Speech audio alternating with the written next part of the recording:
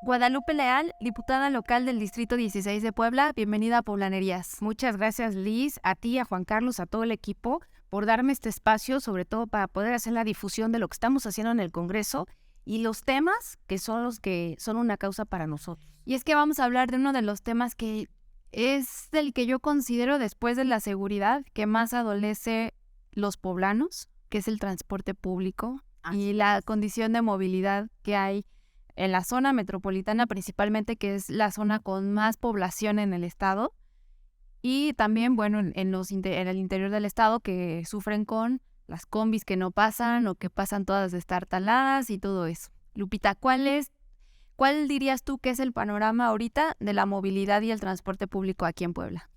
La movilidad, como lo acabas de decir tú, es una manera de solucionarle una necesidad a la ciudadanía en cuanto a la conectividad. ¿Por qué la conectividad, Liz? Porque está comprobado que una mujer al día hace de 9 a 7 viajes por actividades de cuidado, laborales y todo lo que habitualmente las mujeres solemos hacer. Y el hombre aproximadamente hace de 3 a 1 viaje al día. Esto quiere decir que la movilidad no está siendo en un programa transversal ni con una equidad de género. Y el artículo 4 de la Carta Magna pues dice que todos tenemos derecho a un medio ambiente sano, que también tenemos derecho a la movilidad. En ese sentido, desde hace 5 años, muchas familias de víctimas han hecho un gran esfuerzo porque exista una ley de movilidad, que es la Ley General de Movilidad y de Seguridad Vial. En ese sentido, obliga a todo el país a criterios muy definidos de velocidades, criterios muy definidos de cómo tienen que ser diseñadas las calles, criterios muy definidos de que la autoridad municipal ya es corresponsable en caso de que un semáforo no esté sincronizado. Y bueno, este estado de Puebla viene en estos 4 años, tenemos una deuda, estos 4 años que han pasado, una deuda con las y los poblanos. ¿Por qué? Porque el transporte público, en voz de la anterior secretaria, había dicho que 70% del parque vehicular era obsoleto. ¿Sí? De Elsa Bracamonte. De Elsa Bracamonte. Ya había dicho que 70% del parque vehicular en todo lo que es el estado era obsoleto. ¿Sí? Segundo punto, manda el anterior gobernador Barbosa una iniciativa de ley del transporte donde pone un candado y dice: ningún camión o ningún concesionario podrá tener autobuses que tengan más de 10 años. ¿Y cuál es el promedio de los autobuses? De 15 a 20 años, ¿sí? Ahora, fíjense todo el candado, fíjense todo el círculo, yo le llamo círculo vicioso.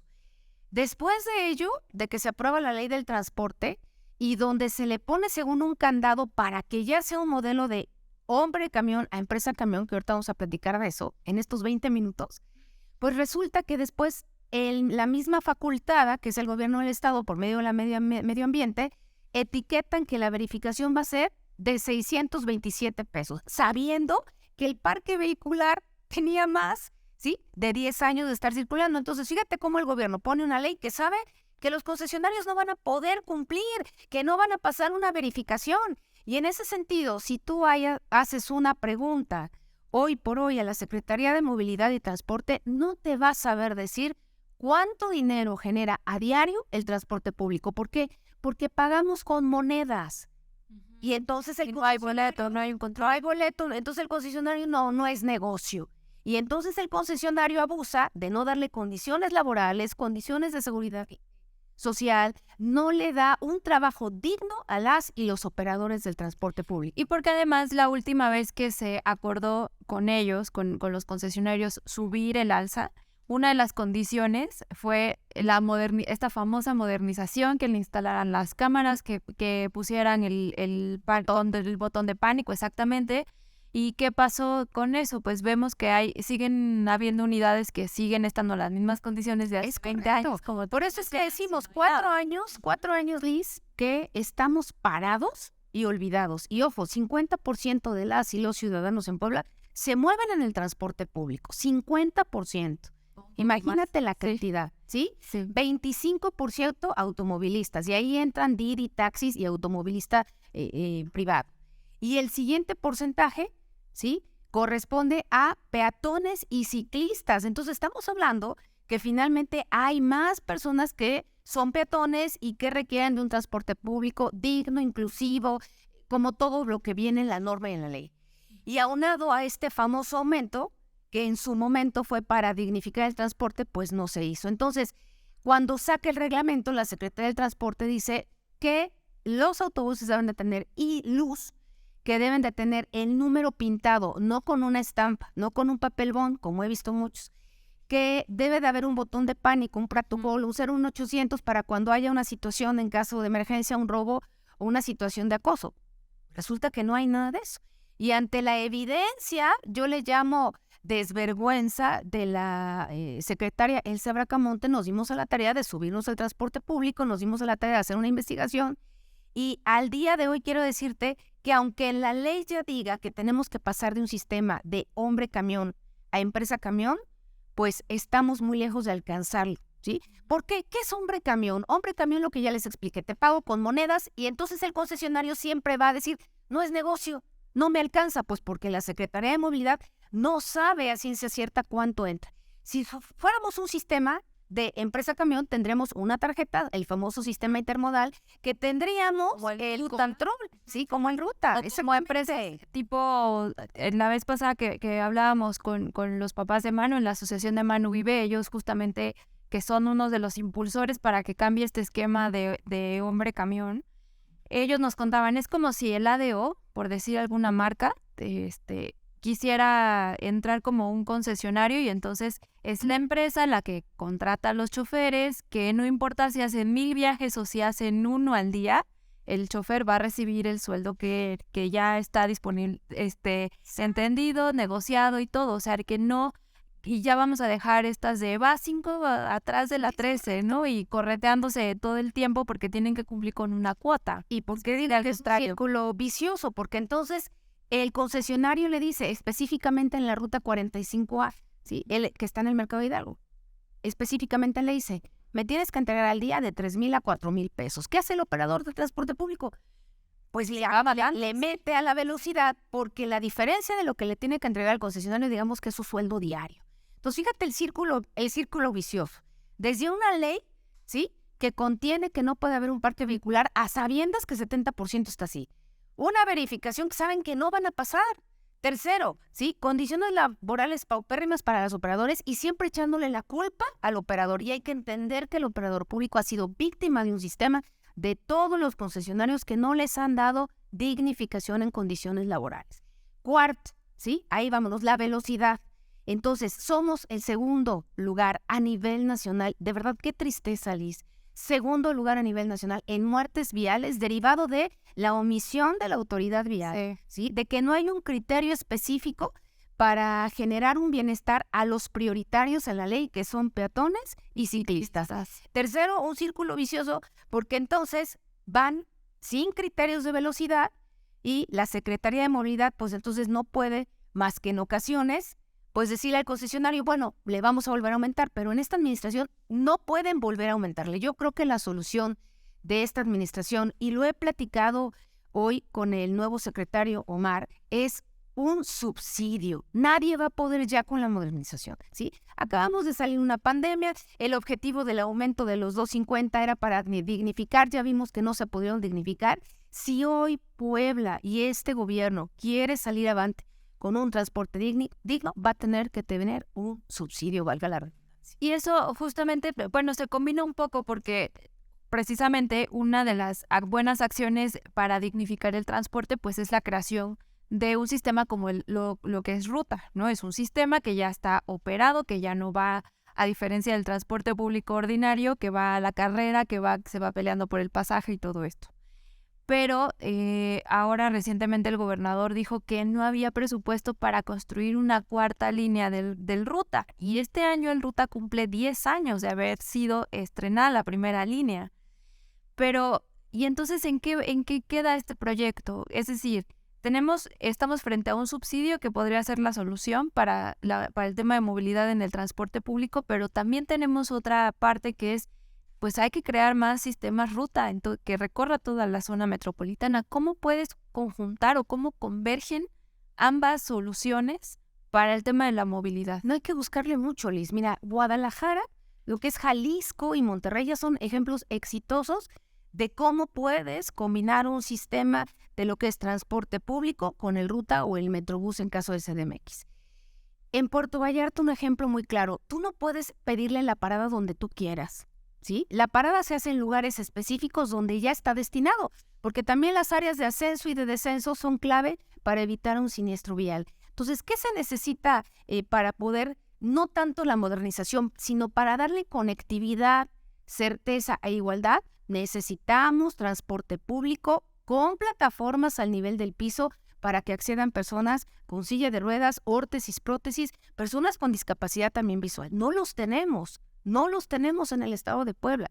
Entonces, este artículo donde dice que tenemos derecho pues a una movilidad, ¿dónde se queda? Entonces, las leyes no llegaron nada más para que suenen bonito, tienen que cumplirse y para eso es el papel del representante popular. Entonces, primero, los más vulnerables en la nueva Ley General de Movilidad y de Seguridad Vial, primero, personas con discapacidad. Se priorizan calles, infraestructura, la rampa, todo. Y ojo, esta Ley General de Movilidad tiene varios capítulos y uno de ellos es infraestructura. Y voy a ser muy directa y muy clara. No se van a poder seguir construyendo estos puentes peatonales.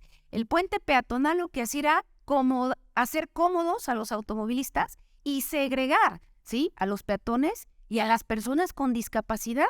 Sí. ¿Sí? Entonces, estos puentes peatonales, los que ya existen, no es retroactiva la ley, evidentemente se quedan, pero a partir de hoy no pueden construirse puentes peatonales. Se tienen que construir zonas de cruce seguro que acortan la distancia de una esquina a otra con la estrategia de los volardos, con los reductores de velocidad que son anteriormente conocidos como topes, y que esta es una estrategia para priorizar a las personas con discapacidad en un primer plano, segundo, personas peatones, tercero, ciclistas, cuarto, operadores del transporte, y en la última fila están los automovilistas. Y te voy a decir cuál es el criterio, porque un automovilista tiene un cascarón, un peatón no. Y sobre todo, sabes, también, porque aunque aquí en Puebla ya hemos visto algunos ejemplos, me parece que la ejecución de algunos, que es impopular siempre, pero siento que a veces a lo mejor lo construyen, pero tampoco hay una socialización hacia las demás personas de explicarles por qué esto es necesario y por qué esto sí debería construirse en todas las ciudades. Tenemos el ejemplo del BINE, donde la colocación de los volardos ha reducido de manera importante el atropellamiento de peatones y los accidentes viales, que igual y mucha gente los ha visto cómo quedan los coches arriba de los volardos, claro, porque ahí se van a estampar. Entonces, incluso empresas privadas que los construyen, sí, sin haber tenido un criterio de cuántos centímetros tendrían que estar los volardos, y 30 centímetros. Como afuera de la UDLAP. O afuera de la, puedo decir comerciales, Laboratorios Ruiz, que está el Boulevard 5 de Mayo, que son estos volardos de cemento. Entonces, la solución al transporte público tendrá que ser autoridades que son, primero, las autoridades en materia de infraestructura, no politizar con colores los diseños de calles. Ya existe un manual de calles expedido por la SEDATU que dice claramente lo que debe de medir una calle, una banqueta, qué calles son óptimas para infraestructura ciclista. No todas las son óptimas para una ciclovía, sin embargo, sí hay calles que tienen medida para infraestructura ciclista. Entonces, digamos que la parte donde el desarrollo urbano se tiene que plantear es donde la conectividad sea para todas y para todos igualitaria. Entonces, en el caso del diseño de calles, por eso es que he sido una clara activista de los municipios de, a ver, inauguras tus 1000 calles nuevas con vicios viejos. ¿Y por qué es un vicio viejo, Liz? Porque siguen sin hacer un convenio con Comisión Federal de Electricidad para que esté en los postes. Claro, sí. Recientemente aquí en el municipio de Puebla vemos todas esas calles que ya inauguraron, pero el poste en medio de la banqueta. Exacto, calles donde pasas con vicios viejos. ¿Por qué? Porque no están contemplando lo que mide una banqueta. Y si van a vestir el programa, te voy a mandar estas imágenes, como cuando la banqueta no tiene la norma y la medida, pues ¿qué pasa con los peatones? Tienen que bajar a caminar a la vialidad vehicular. Entonces, este no es un tema político, ¿sí? Este no es un tema de que le voy a pegar al gobernador o le voy a aplaudir al alcalde. Este es un tema de causa. Quienes traemos movilidad y medio ambiente estamos luchando por dignificar estos espacios. Y en el tema del transporte, como tú dices, bien el Ruta, pues en estos 4 años el Ruta, digamos que sufrió, yo diría, el abandono porque no había tarjetas para comprar, ¿no? Ay, creo que sigue sin haber. No hay abastecimiento de las tarjetas. 35, 36 minutos fue lo que nosotros en este experimento hicimos en el Ruta 1 y 2 para que esperaras a una unidad. He pedido también al secretario que le veo, hay que reconocer y hay que señalar. Sí, soy una persona muy congruente. Reconozco que le he pedido al secretario que por qué la bicicleta nada más puede accesar los domingos al RUT, ¿sí? Vaya, la bici tiene que dejar de verse como el fin de semana perfecto, Como un hobby. y como el hobby de la diversión. La bicicleta es el medio de transporte y de sustento de miles de repartidores y repartidoras que a diario en una pandemia nos hicieron llegar un alimento y un medicamento. Y también tenemos que generar políticas públicas para ese sector de ciclistas. Entonces, esta ley de movilidad le va a dar un orden también al transporte. ¿Qué va a pasar para que el ciudadano y la ciudadana que me escuche sepa qué es lo que va a cambiar a partir de esta Ley General de Movilidad y Seguridad? Primero, si tú pides tu licencia por primera vez, tendrán que hacerte una prueba de conocimientos y una prueba manual. ¿Por qué? Porque entonces por eso las y los automovilistas le tocan al ciclista para que se quite, ¿sí?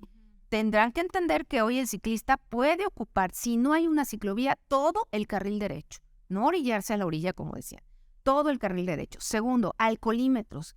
Los alcoholímetros hoy seguramente tendrán que ser permanentes. Está comprobado que los siniestros son no en las noches, sino en madrugada cuando salen de los antros, de los afters, todo. Tercero, criterio en todo el país para que las velocidades sean 30 kilómetros por hora en zonas hospitalarias, escolares y turísticas. 50 kilómetros en vialidades donde existe semaforización y 80 kilómetros en bulevares como es el Vía Tliscaya. Oigan, pero ¿por qué esa diputada se le ocurrió los 30 kilómetros? No vamos a andar como tortugas. A mí no se me ocurrió.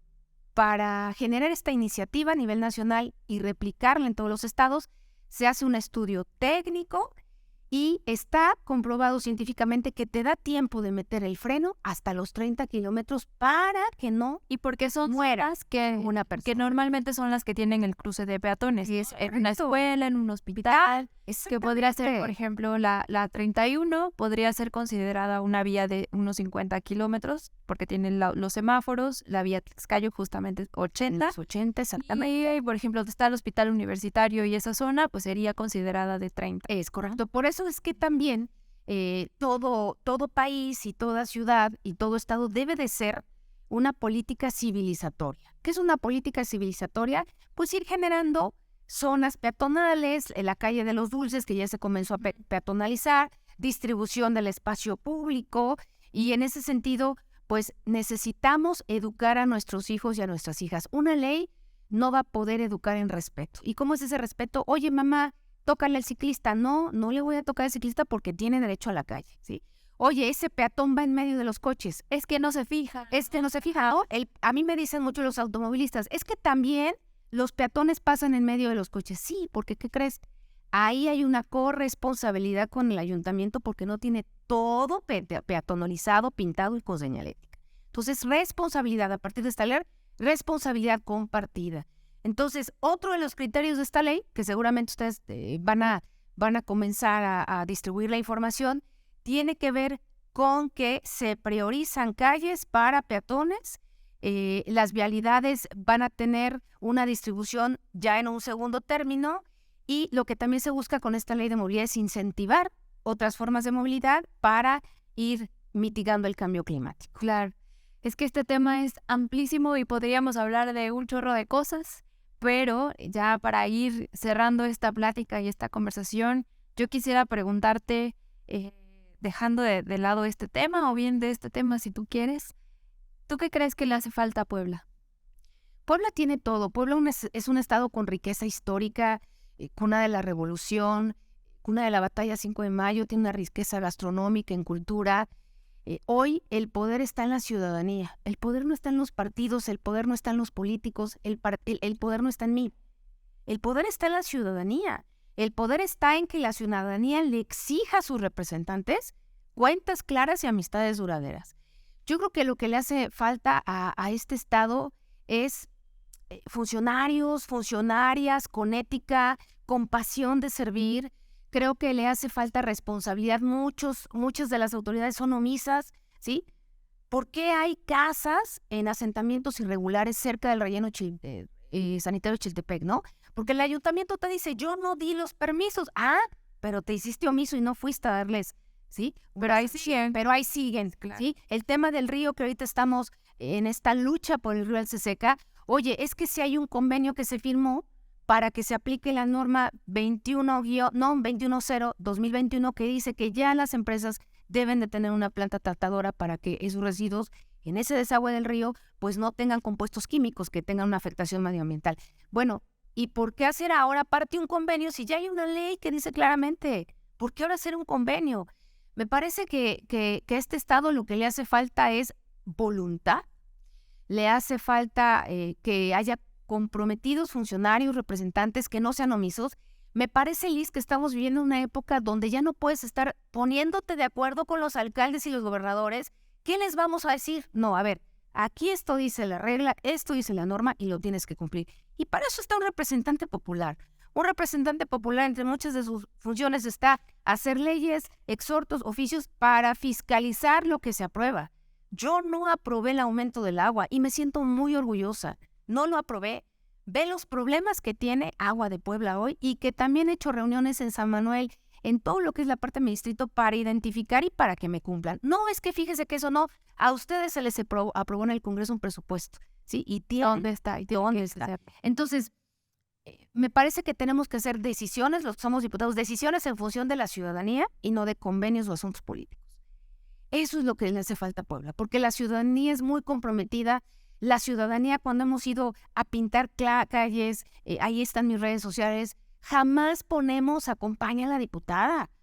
Trae tu brocha y ahí nos ponemos a pintar, les damos la pintura y de verdad que la ciudadanía nos ha dado un ejemplo de que cuando están organizados son el poder que se necesita para hacer estos cambios radicales medioambientales y de conciencias humanas. Lupita, muchas gracias por tu presencia aquí en Poblano. Muchas gracias a Tilis, a Juan y a todo el equipazo que está llevando toda esta versión de lo que es la nueva forma de hacer política. Dignifiquémosla. Gracias. Gracias.